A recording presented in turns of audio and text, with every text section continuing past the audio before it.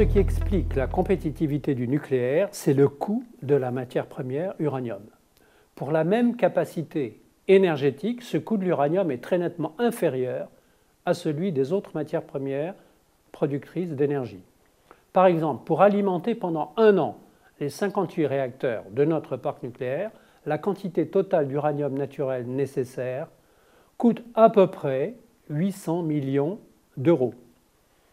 Par comparaison, pour un même potentiel de production d'électricité, la quantité de gaz à acheter sur une année reviendrait à environ 20 milliards d'euros.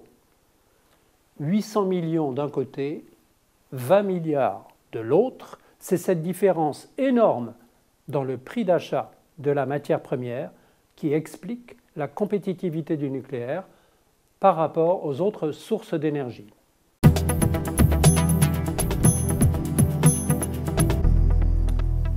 La Cour des comptes, dans son rapport du 31 janvier 2012, répond à cette question de façon assez claire.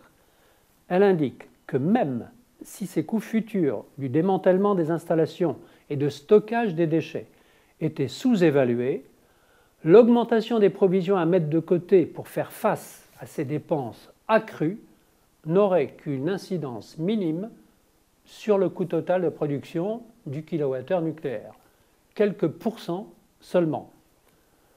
Alors, pourquoi cette faible incidence?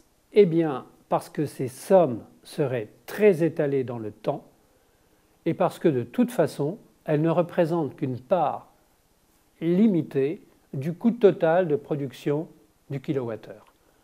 Donc, même si ces dépenses futures étaient revues à la hausse, le nucléaire maintiendrait sa compétitivité.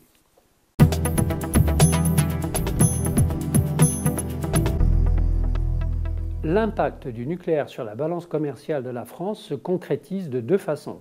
C'est d'abord des exportations d'équipements et de services pour environ 6 milliards d'euros par an en moyenne. C'est un des postes bénéficiaires importants de notre balance commerciale.